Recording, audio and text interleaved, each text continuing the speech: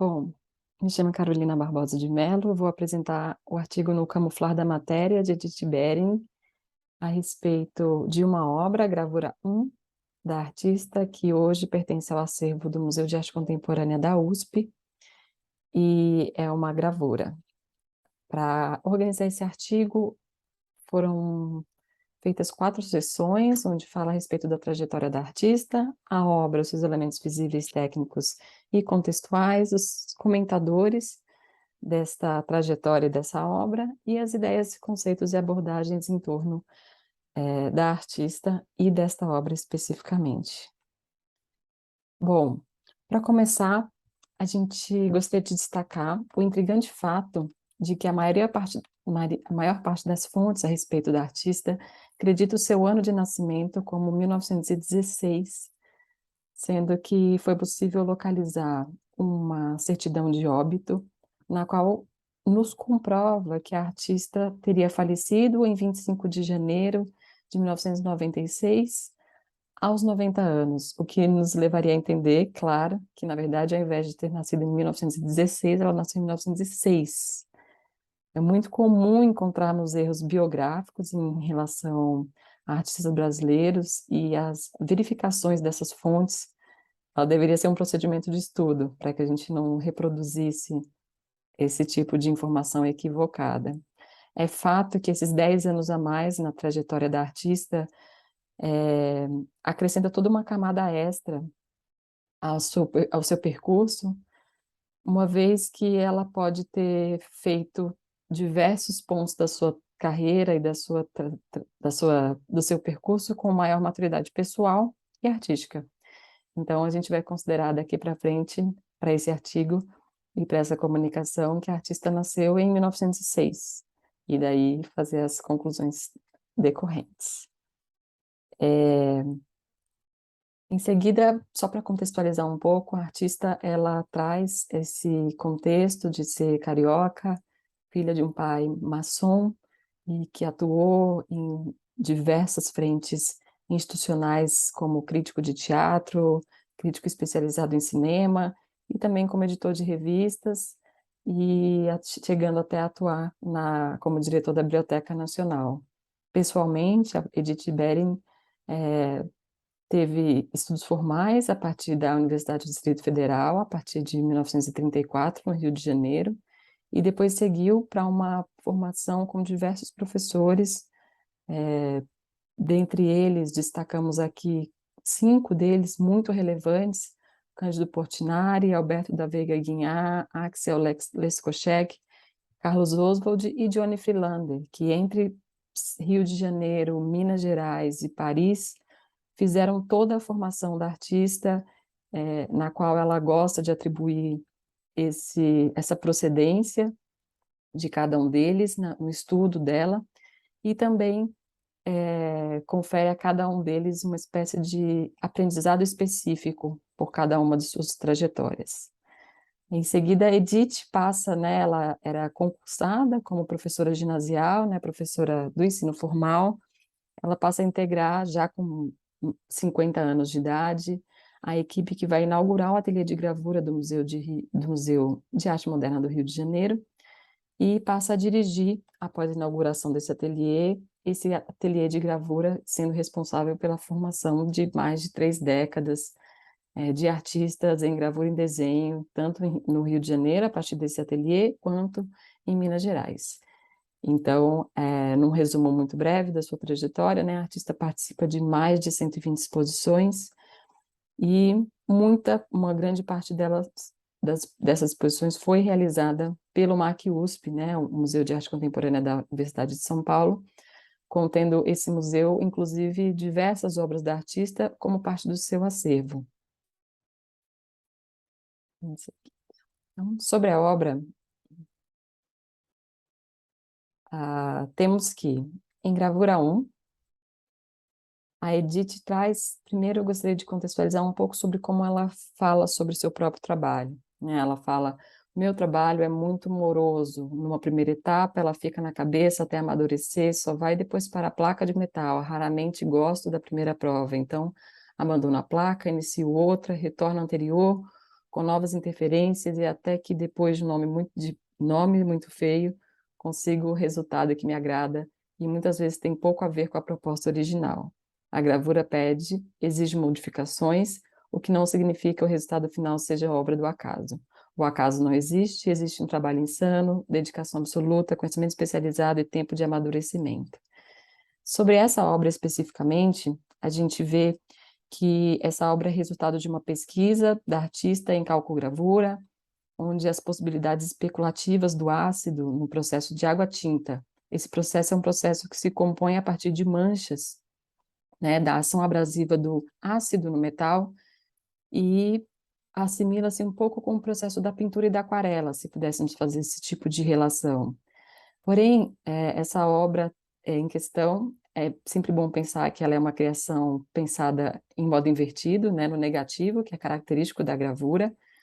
onde todos os espaços em branco ou tons mais claros foram recobertos por uma resina, um breu, evitando que qualquer ácido fosse pincelado nessa área da chapa e não corroesse.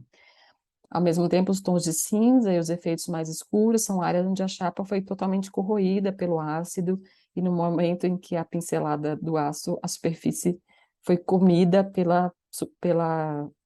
pelo abrasivo, né?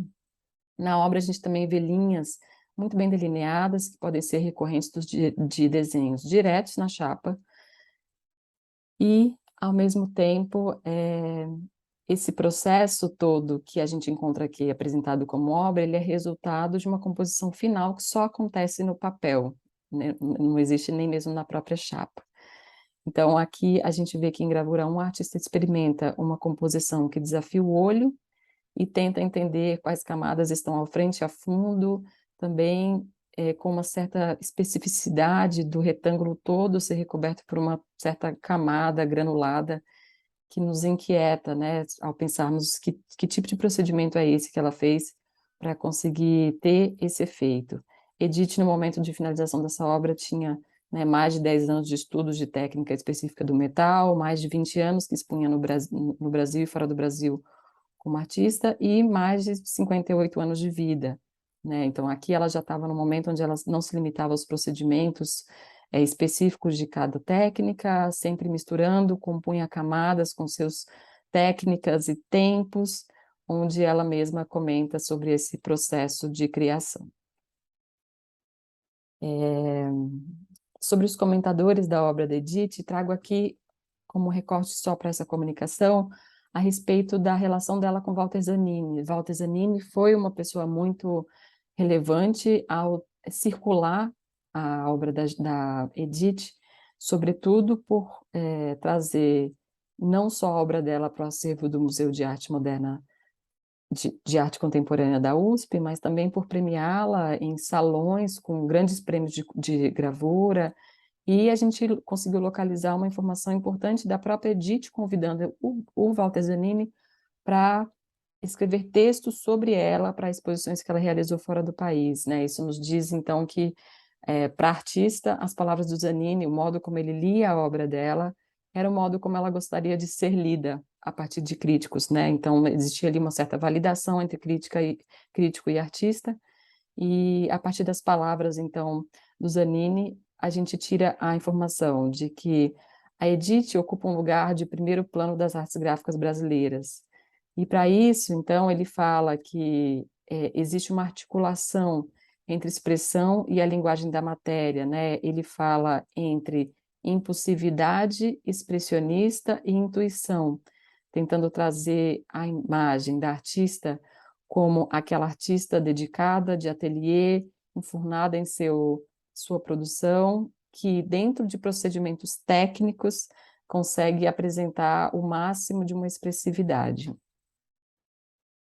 Então, aqui ele traz um pouco das palavras, né? Acho que só para ressaltar que fica muito claro para nós, a partir das palavras do Zanini, o quanto esse texto realmente traz uma imagem, talvez, de como Edith gostaria de ser apresentada, né? Como essa figura do trabalho, do labor, de dentro do ateliê, que praticamente não existe como personagem, como um ser social, como um ser contextual, né, em relação ao Brasil, em relação a outros artistas, mas que sim, o seu próprio trabalho é o resumo do seu próprio pensamento, como se a sua técnica resumisse a sua existência. A partir das ideias, quero só deixar aqui um pouco para fechar, a noção de que, quase sempre discutida nos contextos específicos da gravura ou da abstração, Edith Bering custa figurar o quadro geral das artistas brasileiras da sua geração. Apesar de ocupar o primeiro plano das artes gráficas brasileiras, como destacou Zanini, a sua obra vem sendo discutida em pequenos nichos, sem grande amplitude, e que nos permite observar as relações sociais variadas, e os enquadramentos, né, que essa artista pôde ter ao longo da sua trajetória, né? No geral, também a arte abstrata é tratada de modo separado ao restante das produções artísticas e, mesmo assim, quase sempre muito confundida entre noções de abstração e de abstracionismo, né? Acho que a gente poderia olhar para a obra da Edith com um pouco mais de atenção para observar como esse abstracionismo poderia ser lido na arte brasileira. Se, por um lado, a gente vê a difusão de uma grande produção abstracionista no Brasil na década de 50, né, que acontece quase sempre a partir do grupo dos geométricos, que são quase sempre homens e muito obras incompreendidas, tidas como incompreendidas, né? Do outro lado, a gente tem Edith Bering, né, inserida no grupo de artistas, mulheres brasileiras, que quase sempre atuam a partir de um lugar muito individualizado e não organizado em grupos. Então, me parece importante destacar que elas são uma parte relevante da produção brasileira, menos analisada, menos observada, e que, ao mesmo tempo, muito relevantes por quase todas terem atuado numa frente de formação de outras gerações. Então, acho que só para fechar, concluo aqui que esse lugar, né, para olhar para a obra da Edith, tem um espaço, né, tanto para observarmos o lugar social da produção artística brasileira, né, o que foi legitimado entre 1930 e 1950, e comentar dos preconceitos, né, e das ausências da continuidade da construção dessa historiografia brasileira. No caso da Edith, poderíamos dizer que talvez uma ausência pelo fato de uma questão de gênero ou por uma questão formal. O abstracionismo gestual ou informal que ela propunha talvez tenha ficado ausente de análise, né, ausente de observações e estudos mais apurados, mas com certeza outros tipos de preconceitos e ausências a gente pode observar, sobretudo quando a gente pensa em classe social e qualquer outra questão. Personalizada como uma figura que só existe no interior de seu ateliê, alheia a seu mundo externo e plenamente imersa a seus processos técnicos, Edith Bering ficou registrada na historiografia das artes visuais, sobretudo pela sua posição política ausente, e certamente isso impactou na leitura da sua obra nas décadas de 60 em diante. Obrigada.